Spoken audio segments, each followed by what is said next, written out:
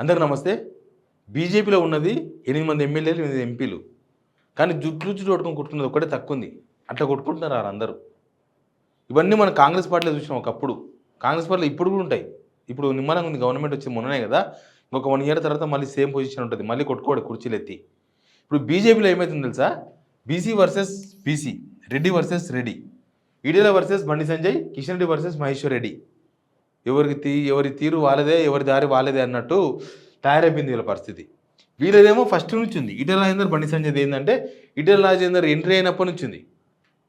BJP రాష్ట్ర అధ్యక్షుడిగా బండి సంజయ్ ఉన్నప్పటి నుంచి ఉంది. బండి సంజయ్ రాష్ట్ర అధ్యక్షుడిగా ఉన్నప్పుడు ఈటెల రాజేందర్ సపరేట్ కూడా నడిపించిండు. ఆయన దిగిపోయిన తర్వాత ఈటెల రాజేందర్ కూడా సమాంతరంగా నడిపించుకుంటూ వచ్చిండు. ఇప్పుడు ఏంటంటే పార్లమెంటులో కనీసం ఈటెల రాజేందర్కి మాట్లాడే అవకాశం కూడా ఇవ్వలేదని అంచనాలు చెప్పుకుంటుండ్రు ఈటెల రాజేందర్. ఈ తీవ్రమైన అవమానాలపై బీజేపీలా ఏంది ఇదంతా అని మాట్లాడుతున్నారు. మరి బండి సంజయ్ ఎందుకు మాట్లాడనియలేదు అంటే మాట్లాడే అవకాశం వచ్చినప్పుడల్లా అడుగునే 8 మంది ఎంపీలు, దానిలో బీజేపీకి మొత్తం హోల్ టైంలో తెలంగాణ బీజేపీకి ఎంత టైం వస్తుంది, వాళ్ళు ఎవరు మాట్లాడాలంటే ఇద్దరు కేంద్ర మంత్రులు ఉన్నారు, వాళ్ళు మాట్లాడతారు. ఆ టైం బీజేపీకి వస్తుంది, అయిపోతుంది. ఈటలందరికీ అవకాశం రాలే, ఈటలందరూ మాట్లాడలేదు. అందుకే ఇప్పుడు ఈటెల రాజేందర్ ఇంకొక ఇష్యూ ఏంటంటే ఈటెల రాజేందర్ ఏమో బీజేపీ రాష్ట్ర అధ్యక్ష పదవి కోసం చూస్తున్నాడు. వీడికి వచ్చే వరకు బండి సంజయ్ ఏంటంటే బండి సంజయ్ అనేది పాత వాళ్ళ కోటరీలో ఉన్నాడు. కిషన్ రెడ్డి, బండి సంజయ్, రాజా సింగ్, లక్ష్మణ్ వీళ్ళదంతా ఒక దారి.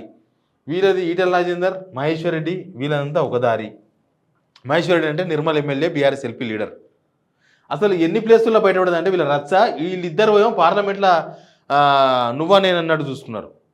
ఈయననేమో అసలు ఏమైంది అసెంబ్లీ ఎలక్షన్స్లో, మొన్న జరిగిన బడ్జెట్ అసెంబ్లీలో అసలు బీజేపీ మాట్లాడింది పలానా ఇష్యూ మీద మాట్లాడిందని జనాలకి ఏమైనా స్ట్రైక్ ఉందా? పలానా ఇష్యూ మీద గవర్నమెంట్తో పోరాడిందని చెప్పగలమా మనం? నేనే చెప్పలేను, ఇంకా సామాన్య జనాలకి ఏం తెలుస్తుంది అంటే వీళ్ళు అంతగానో మాట్లాడారని అర్థం. ప్రభుత్వాన్ని ప్రశ్నించాలి, ప్రభుత్వంతో పనులు చేయాలి, గవర్నమెంట్కి వాళ్ళు ఇచ్చిన హామీలు ఏంది అడగాలి, అసలు వాళ్ళు ఏం మాట్లాడుతున్నారో దాన్ని నిలదీయాలి, అవసరమైతే ప్రభుత్వ విధానాల మీద మాట్లాడాలి కదా. ఎవరు మాట్లాడినరు? ఎంఐఎంఓల కన్నా తక్కువ మాట్లాడినారు వీళ్ళు. ఎంఐఎం ఉన్నది 7 మంది, వీళ్ళున్నది 8 మంది. ఎంఐఎంఓల కన్నా తక్కువ మాట్లాడారు. అక్బరుద్దీన్ ఒక్కడు మాట్లాడిన దానికన్నా తక్కువ మాట్లాడారు. అక్బరుద్దీన్ ఒక్కడు 5.5 గంటలు మాట్లాడారు. అక్బరుద్దీన్ ఒక్కడే 5.5 గంటలు మాట్లాడారు. దానికన్నా తక్కువ మాట్లాడారు వీళ్ళందరూ కలిసి, 8 మంది కలిసి. అది వీళ్ళ పనితనం బీజేపీ ఎమ్మెల్యేలది. ఇక శృంగిశాలకు పోయినరు. మహేశ్వర్ రెడ్డి శృంగిశాలకు పోయిండు. శృంగిశాల మొన్న కూలింది కదా, శృంగిశాల వాల్, దాని చూనికే పోయిండు, రిటర్నింగ్ వాల్కి చూడనికే పోతే ఎమ్మెల్యేలు అందరూ వాళ్ళకి ఎల్పీ లీడర్ కదా, అయినా ఎల్పీ లీడర్, ఆ పార్టీకి ఎల్పీ లీడర్ అసెంబ్లీలో. ఈయన కాగా 2 ఎమ్మెల్యేలు పోయినరు. ఇద్దరే, హరీష్ తర్వాత నారాయణరావు పటేల్, ఇద్దరే పోయినరు. మొత్తం 8 మందిలో వాళ్ళిద్దరు, ఈయన ఒకరు ముగ్గురు పోతే 5 మంది డుమ్మా, 5 మెంబర్స్ డుమ్మా, 5 మంది. ఆ 5 మంది అంటే కిషన్ రెడ్డి బ్యాచ్ అంట, ఉన్నదే 8 మంది, దానిలో బ్యాచ్లు.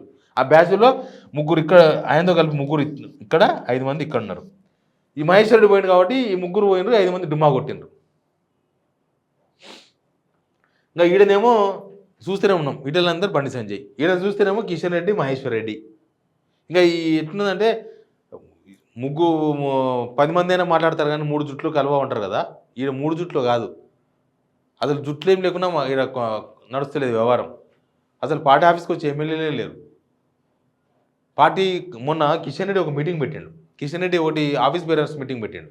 ఆఫీస్ బేరర్స్ మీటింగ్ పెట్టి ఎమ్మెల్యేలు అందరూ ఆహ్వానిస్తే ఒక్క ఎమ్మెల్యే రాలే, ఒక్క సింగిల్ ఎమ్మెల్యే కూడా రాలే. ఇక బీజేపీ రాష్ట్ర అధ్యక్షుడు, కేంద్ర మంత్రి, ఆయన పిలిస్తే కూడా రాకపోతే 8 మంది ఎమ్మెల్యేలు, దానిలో క్రమశిక్షణ ఏమైనట్టు బీజేపీలో? ఇక వీళ్ళు తెలంగాణలో లేక 8 ఎమ్మెల్యేలు, 8 ఎంపీలు గెలిస్తే ఇదేనా చేసే పని? ఇక వీళ్ళు ఇప్పుడు తెలంగాణ ప్రజల కోసం కొట్లాడతారనే ఏమన్నా అనుకో ఇంకా ఛాన్స్ ఉందా?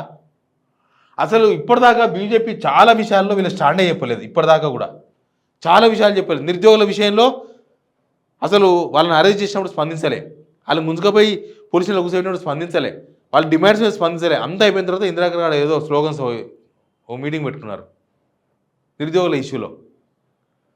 ఇట్లా ఈ రుణమాఫీ ఉంది, రుణమాఫీ మీద ఏదో కాల్ సెంటర్ పెట్టుకొని కూర్చున్నారు, అయిపోయింది. కానీ అసలు ఏమైంది, ఎట్లయింది, ఏ కదా ఏం చెప్పలే. ఓ కాల్ సెంటర్ ఉంది, దానికి ఫోన్ చేస్తారు, ఎవరో మాట్లాడతారు, అంతవరకే. అసెంబ్లీలో వీళ్ళందరూ ఎమ్మెల్యేలు మాట్లాడకపోతే వాళ్ళకి గైడెన్స్ లేదు. అందుకే చిల్లంపూలం ఉన్నారు ఎమ్మెల్యేలు. ఎవరు ఏ ఇష్యూ మీద ఎప్పుడు మాట్లాడాలనో ఒక ప్లానింగ్ లేదు. ఒక కోఆర్డినేషన్ లేదు వాళ్ళ మధ్యన. ఈ 8 మంది ఎంపీలు ఉంటే వాళ్ళది అట్లే ఉన్నది. పార్లమెంట్లో కూడా వీళ్ళు పెద్దగా, కాకపోతే అధికార పక్షం వాళ్ళది కాబట్టి ఆడ మాట్లాడాల్సిన అవసరం రాదు వీళ్ళకి. అందుకే చెప్పింది కేంద్ర పార్టీలు అంటే నేషనల్ పార్టీలలో ఉన్నప్పుడు తెలంగాణ గురించి మాట్లాడే అవకాశం రాదు. తెలంగాణ గురించి మన పార్లమెంట్లో అవకాశం వస్తుందని అనుకోనికి ఛాన్స్ లేదు. 8 మంది కాంగ్రెస్‌లు ఉన్నారు, 8 మంది బీజేపీలు ఉన్నారు. కాబట్టి ఇంక పార్లమెంట్లో తెలంగాణ అనే దాని గురించి మాట్లాడేందుకు టైం దొరకదు. కానీ బీజేపీలో ఈడ స్థానికంగా తెలంగాణ బీజేపీలో జరుగుతున్న వ్యవహారం ఇది. Please subscribe signal TV.